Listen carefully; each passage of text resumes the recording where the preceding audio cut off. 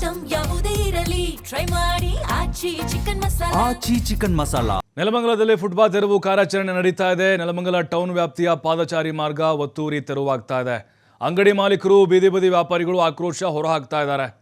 ಆಕ್ರೋಶ ಈ ಸಂದರ್ಭದಲ್ಲಿ ಸಹಜ, ಯಾಕಂತಂದರೆ ಅವ್ರ ವ್ಯಾಪಾರಕ್ಕೆ ಈಗ ಅಡ್ಡ ಬಂದಿದ್ದಾರೆ ಅಂಥೇಳಿ. ಇಷ್ಟು ದಿನಗಳ ಕಾಲ ನಾವು ಅಲ್ಲೇ ಹೇಗೋ ಜೀವನ ಕಟ್ಕೊಂಡಿದ್ವಿ ಅಂತ. ಬಟ್ ಫುಟ್ಪಾತ್ ಅನ್ನೋದು ಯಾವಾಗಲೂ ಕೂಡ ಅದು ಸರ್ಕಾರದ ಜಾಗ ರೀ.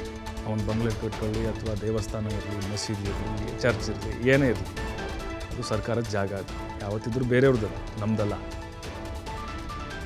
ಹಾಗಾಗಿ ಅಲ್ಲಿ ಆಕ್ರೋಶ ಭುಗಿಲೆದ್ದಿತ್ತು. ಆದರೆ ಅಧಿಕಾರಿಗಳು ಕೇಳಲಿಲ್ಲ. ಇಲ್ಲ, ಸುಪ್ರೀಂ ಕೋರ್ಟ್ ಆರ್ಡರ್ ಇದೆ, ಆದೇಶದ ಪ್ರತಿ ತೋರಿಸಿದ್ರು. ಪಾದಚಾರಿಗಳಿಗೆ ಅನುಕೂಲ ಆಗ್ಬೇಕಲ್ರಿ. ಎಷ್ಟೋ ಜನ ಅಂಗಡಿ ಹಾಕ್ಕೊಂಡಿರ್ತಾರೆ, ಎಷ್ಟೋ ಜನ ತಮ್ಮದೇ ನಮ್ಮ ಪಿತ್ರಾರ್ಜಿತ ಆಸ್ತಿಯಪ್ಪ, ನಮ್ಮ ಅಪ್ಪನ ಆಸ್ತಿ ಅನ್ನೋ ಥರ ಇರ್ತಾರೆ, ನಾವು ನೋಡಿದ್ವಿ ಭಾಳ.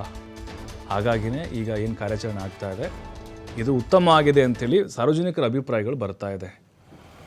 ಕೆಲವರು ಕಮರ್ಷಿಯಲ್ ಬಿಲ್ಡಿಂಗ್ ಕಟ್ಟಿಬಿಟ್ಟಿದ್ರು, ಕಟ್ಟಿ ಬಾಡಿಗೆ ಕೊಟ್ಟಿದ್ರು, ಅವನು ಒಡೆದು ಹಾಕ್ತಾ ಇದ್ದಾರೆ.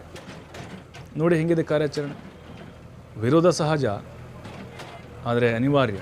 ಫುಟ್ಪಾತ್ ಒತ್ತುವರಿ ತೆರವನ್ನು ಮಾಡಲೇಬೇಕಾಗಿದೆ. ಕಾನೂನಾತ್ಮಕವಾಗೂ ಕೂಡ ಈಗ ಅವರು ಏನೇ ಹೋರಾಟ ಮಾಡಿದ್ರು ಅವ್ರಿಗೆ ಸಕ್ಸಸ್ ಸಿಗೋದಿಲ್ಲ ಬಹುತೇಕವಾಗಿ.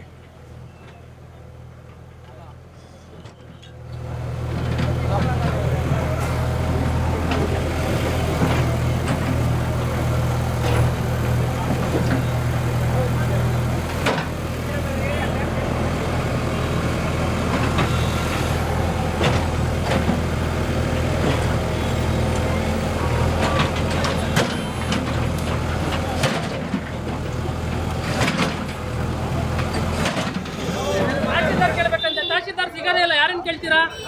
ಅವರು ಇವ್ರು ಕಮಿಷನರ್ ಕೇಳಿ ಅಂತಾರೆ, ಇವ್ರು ಕೇಳಿದ್ರೆ ಅವ್ರು ಕೇಳಿದ್ರೆ ಇವರು.